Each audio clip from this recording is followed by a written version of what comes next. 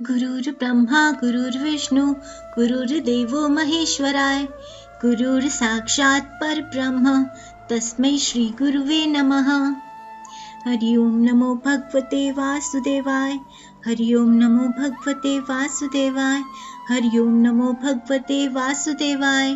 बंधुओं, संतों का कहना है कि जब तक आप ब्रह्मानंद की स्थिति में हैं तब तक आप आनंद में डूबे हुए हैं, लेकिन जब आप ब्रह्म संबंध बना लेते हैं तो आप आनंद से और ऊपर उठकर भक्ति रस के अधिकारी हो जाते हैं। भक्ति में 5 रसों का उल्लेख किया गया है: शांत, दास्य, सख्य, वात्सल्य और श्रृंगार रस। आपका संबंध भगवान जी से क्या है, इसकी पहचान आप उस रस की अनुभूति से कर सकते हैं जो आपको सेवा और सानिध्य में मिल रहा है। आइए पहले हम शांत, दास्य, सख्य, वात्सल्य और श्रृंगार रस के भावों को समझते हैं।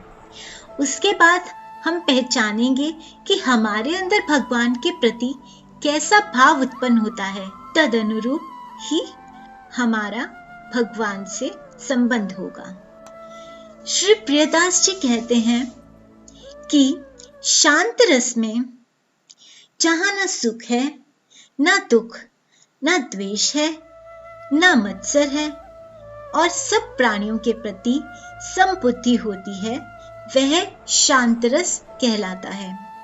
शांत रस उपासक श्री शिवजी जी हैं। एक और ग्रंथ में शांत रस के बारे में यह उल्लेख किया हुआ है कि ऐसा मानिए कि आपकी किसी से जान पहचान हो, सिर्फ परिचय हो, उसके अलावा अभी तक आपका उससे कुछ संबंध नहीं बना हो, लेकिन कुछ समय बाद आप उसके यहाँ नौकरी करने लग जाएं, आप उनके दास हो जाएं, तो आपका और उनका दास और स्वामी का संबंध हो गया।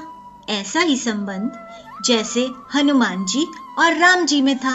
शिव जी जब बिहारी जी के दर्शन के लिए आए तो उन्हें अनजान लोगों की तरह बाहर उनका इंतजार करना पड़ा, लेकिन शिव जी जब हनुमान जी बनकर राम जी के पास गए थे तो वो एक सेवक की तरह उनके बहुत ही नजदीक हो गए। तो शिव जी शांत रस के उपासक हैं तो हनुमान जी दास्य रस के उपासक हैं। श्री राम भगवान के दास हैं और श्री राम भगवान उनके स्वामी।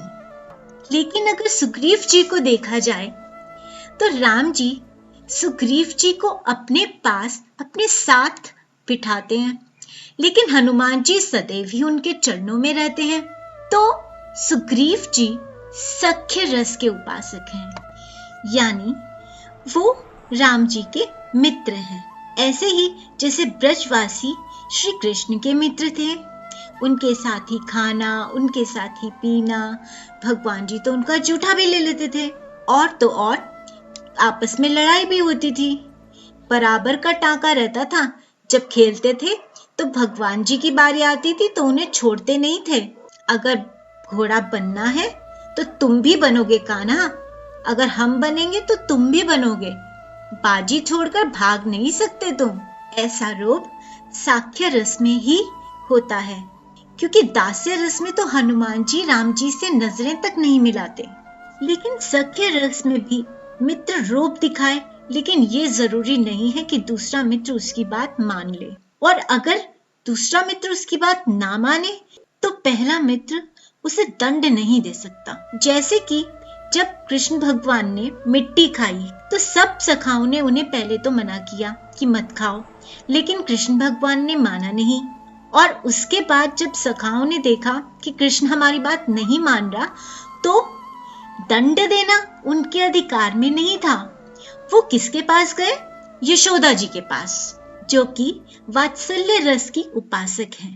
वात्सल्य रस में दंड देने का अधिकार है। गोपियां आकर कृष्ण की शिकायत लगाती हैं तो यशोदा माँ कृष्ण से रूठ जाती हैं और गुस्सा भी हो जाती हैं, उन्हें ओखल से बांध देती हैं, कभी कभी उन्हें छड़ी दिखाती हैं, और भगवान भी उनसे रस लेते हुए उनसे डरकर भागते हैं। तो ऐसा रस वात्सल्य में ही हो सकता है। लेकिन ब्रज गोपिकाएं जो बिहारी जी को अपना कांत समझती हैं, वो है श्रृंगार रस की उपासक। श्रृंगार रस या माधुर्य रस में बाकी चारों रसों के भी अधिकार होते हैं। एक गोपांगना भक्त भी होती है, दासी भी होती है, एक माँ की तरह ध्यान भी रखती है और कांत भाव भी रखती है भगवान में, सखा भाव भी रखती है भगवान में।